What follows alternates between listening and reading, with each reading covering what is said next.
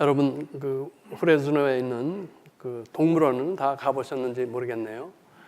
아직 안 가보신 분이라면 한번 가보시기를 추천합니다. 가성비가 좋다고 그러나 여러 가지 동물들이 상당히 많이 나와 있습니다. 한 1년 돼서 그런지 그때 곰을 봤는지 생각이 잘 안 나는데, 저는 그 앵커리지 동물원에서 본 그 곰을 종종 생각합니다. 이 곰이 그 넓은 우리 안에서 이렇게 한쪽 구덩이에 있는 길을 이쪽에서 이쪽 끝까지 부지런히 걸어가서는 또 뒤돌아서도 또 가고 이렇게 왔다 갔다 하는 것을 아주 오랫동안 이렇게 반복을 하더라고요. 그래서 곰탱이라고 하는지 모르지만은 그 딴 길이 많은데 안 가요. 근데 우리 사람도 크게 다르지 않다는 것입니다. 사람마다 30년이고 또 50년이고 70년이고 자기 걸어온 길이 있죠. 그 길을 습관적으로 계속 간다는 것입니다. 좋은 권고를 들을 때나 또는 하나님 말씀을 들을 때는 내가 이것을 좀 바꿔야지 생각을 하지만 그것을 실천에 옮기고 삶의 습관으로 만드는 사람은 많지 않다는 것입니다. 좀 지나고 보면 여전히 다니던 길을 간다는 것입니다. 사람들은 편하고 익숙한 것, 그리고 자기 마음에 맞는 것을 좋아합니다. 자신이 좋아하여 오래 지켜온 생각이나 습관을 좀처럼 바꾸려고 하지 않는다는 것입니다.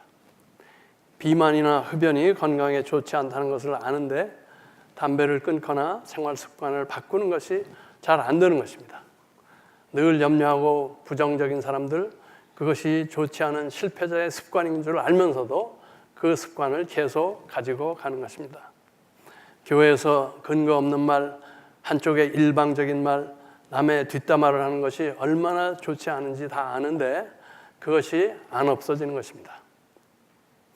기독교인의 믿음 생활은 우리 스스로는 할 수 없지만 바람직스럽지 않은 우리의 옛 길을 하나님 말씀과 성령의 인도 따라 바꿔나가는 여정이라고 볼 수 있습니다. 나의 생각과 내가 좋아하는 것을 예수님의 생각과 예수님이 좋아하는 것으로 바꿔서 우리 안에 예수님의 길을 열어가는 새로운 성품과 습관을 만드는 길입니다. 하나님은 우리가 깨닫지 못하거나 알면서도 변하지 못할 때 사랑하는 자녀를 변하게 하시는 하나의 방법으로 지워질 수 없는 강력한 사건이나 고난도 허락하신다는 것입니다. 아브라함, 모세, 야곱의 경우는 익숙하고 편안한 고향을 떠나게 하셨고, 또 요셉이니 욥이니 탕자 같은 경우에는 그 신분이나 사는 형편을 크게 바꿔서 힘들게도 하시고, 또 바울이나 시몬 같은 경우는 눈을 멀게 하시거나 또 문둥병자를 만드시거나 심지어는 동물로 만드시기도 하시고 기근과 풍랑 등 죽을 고비를 지나게 하시는 것입니다. 왜 이런 힘들고 고통스러운 일들을 하나님은 허락하시는 것일까요? 우리들의 변화가 그만큼 어렵기 때문인 것입니다. 그런 것이 없으면 나도 모르게 시야가 좁아지고 생각이 굳어져서 내 길만이 옳은 길이라고 착각하고 하나님 앞에서도 절대 안 됩니다 라고 고집하게 되기 때문에 그런 것입니다. 예수님 당시 바리새인과 종교 지도자들이 그 대표 주자였죠. 우주적인 하나님, 모든 인류의 하나님을 유대인의 종교 상자에 가두려는 우를 범한 것입니다. 그래서 그 안에 갇히실 수 없는 인간의 몸을 입으신 하나님을 십자가에 죽게 한 것입니다. 우리도 같은 잘못을 범하고 있지 않은지 늘 자신을 돌아보아야 할 것입니다. 그렇습니다. 우리가 고수해야 할 신앙의 원칙적인 것이 있죠. 예를 들면 삼위일체 하나님, 또 예수님의 십자가와 부활, 또 사랑과 공의의 하나님, 또 선교적 하나님 등등은 양보할 수 없는 원칙인 것이죠. 고수해야 하지만은 지엽적인 것, 인간의 시대적 또는 문화적인 관습과 전통에서 나온 것에는 우리가 유연해야 하고 필요할 때 과감하게 바꿀 수 있어야 하는 것입니다. 아시다시피 이스라엘 민족은 특별한 민족이었습니다. 하나님의 사랑도 많이 받았고 기적도 많이 보고 축복과 약속도 많이 받은 민족입니다. 그런데 그들에게 바람직스럽지 않은 한 생각이 굳어졌습니다. 선민의식이라는 우월감이었습니다.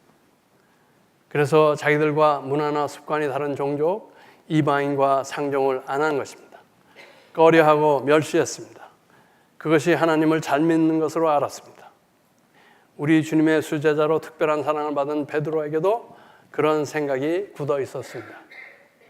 본문은 이러한 베드로의 이방인에 대한 생각과 가던 길을 하나님이 어떻게 변화시키셨나 하는 그러한 이야기입니다. 베드로가 어느 날 환상을 보는데 하늘에서 보자기에 쌓인 여러 가지 동물들이 내려왔습니다. 이 동물들은 유대인으로서는 부정하다고 먹지 않는 것입니다. 하늘의 음성이 그것을 잡아 먹으라고 하는 것입니다. 베드로가 절대 안 됩니다 라고 거절할 때 하늘의 음성이 내가 깨끗게 한 것을 부정하다 하지 말라. 이러한 환상을 3번 보여줬다는 것입니다. 이 환상을 본 후 그것이 무슨 뜻일까 고심하는 베드로에게 이방인인 로마의 백부장 고넬료라는 사람이 보낸 사람들이 당도하여 와달라고 베드로를 초청하는 것입니다. 아, 부정한 음식은 바로 이 이방인을 말하는구나 깨닫고 순종하여 고넬료의 집에 가서 그 집안에 복음을 전해 구원받게 하고 그들과 식사하며 교제했다는 것입니다. 당시 유대인으로서는 상상할 수 없는 파격적인 일을 한 것입니다. 이것은 베드로 개인이 바뀐 사건이지만 동시에 기독교가 유대인만의 종교에서 전 세계인의 종교로 바뀌는 엄청난 사건이 된 것입니다. 우리 한국 사람도 조용한 아침의 나라에서 흰 옷 입고 갈짓자 걸음 걸으며 자기 길이 제일이다 하며 살던 사람들이었습니다. 외놈, 떼놈, 양놈 하며 주위에 이방인들을 경멸하던 사람이었습니다. 북한에서는 최근까지 그랬죠. 굶어 죽으면서도 내 식대로 살겠다고. 하나님께서 그러한 한민족의 길을 바꾸시려고 엄청난 고난을 허락하셨습니다. 일제 식민시대, 2차 대전, 6.25 등등. 그 결과 한국은 지난 100년간 엄청난 변화를 이루어오고 있습니다. 절대 권력의 왕정이 민주주의로 바뀌었고 양반 상놈의 구분이 없어졌고 지주와 소작인의 차이가 없어졌고 남녀와 어린이에 대한 차별이 없어졌습니다. 이러한 좋은 변화와 함께 나쁜 변화도 생겼죠. 민족 간에 적대하는 것, 또 배금주의, 개인주의, 부정부패, 도덕의 타락 등 신앙의 측면에서도 마찬가지입니다. 무속신앙 등 우상숭배에 잡혀있던 한국에 기독교가 들어와서 신앙적으로 많이 건전해졌지만 우리의 신앙이 아직 온전해 이뤘다고는 말할 수는 없을 것입니다. 베드로와 마찬가지로 우리에게도 굳어진 옳지 않은 생각이 있을 수가 있는 것입니다. 사람마다 다 다르겠지만은 우리 모두에게도 어떤 이방인이 있다는 것입니다. 그것은 어떤 일일 수도 있고 어떤 사람일 수도 있습니다. 그것은 절대 안 됩니다 하는, 그 사람은 절대 안 됩니다 하는 어떤 것이 있다는 것이죠. 그 일을 하면 천국을 못 들어갈 것 같고 그 사람이 구원받아 천국 옆자리에 있는 것이 싫은 사람. 그래서 하나님 앞에서도 주여 절대로 안 됩니다 하고 항거하는 그런 것이 있다는 것입니다. 하나님은 무궁하신 분입니다. 우리가 죽을 때까지 알아가도 다 알 수 없는 분입니다.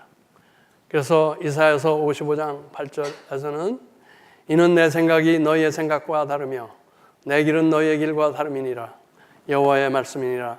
이는 하늘이 땅보다 높음같이 내 길은 너희의 길보다 높으며 내 생각은 너희의 생각보다 높음이니라 하고 말하고 있습니다. 또 고린도전서 13장 12절에 보면 우리가 지금은 거울로 보는 것 같이 희미하나 그때에는 얼굴과 얼굴을 대하여 볼 것이요 지금은 내가 부분적으로 아나 그때에는 주께서 나를 아신 것 같이 내가 온전히 알리라. 우리는 항상 부분적으로 알고 불완전하게 알고 있을 뿐이며 우물한 개구리와 같은 존재들이라. 이 하나님을 우리가 더 알고 더 바르게 알아가야 한다는 것입니다. 그러기 위해서는 우리의 시야가 더 넓어져야 하고 전에 보지 못하던 각도에서 볼 수 있어야 하는 것입니다.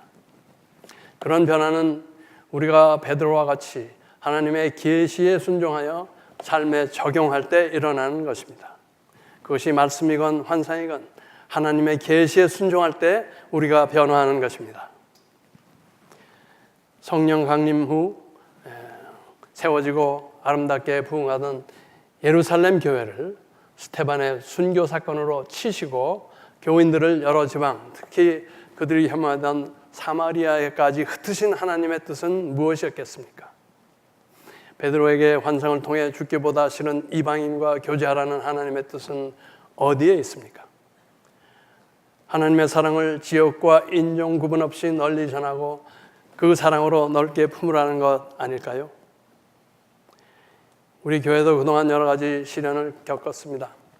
여러 번 교회의 일부가 떨어져 나가는 아픔을 겪었습니다. 또 KM과 EM이 서로를 믿지 못하는 아픔도 있습니다. 이런 일들을 교회에 주시는 하나님의 뜻은 무엇일까요? 내 식대로 나와 비슷한 사람과만 우리끼리만 지내는 우리에게 우리와 다른 사람에게도 문을 열고 손을 뻗고 껴안으라는 메시지가 아닐런지요. 이제는 이민 1세대인 우리만 생각할 것이 아니라 우리들의 자녀들, 한국인이지만 동시에 미국인인 그들을 존중하고 지도를 걸 키워주는 일이라도 마음을 쓰라는 것이 아닐까요? 나아가서 이 땅에 우리를 받아준 미국인들, 또 우리와 같은 이민자들도 복음을 전하고 양육해야 할 대상으로 알고 사랑으로 팔을 벌리라는 것 아닐까요? 다시 말해 우리가 사는 이곳이 선교지다라고 말씀하시는 것 아닐까요?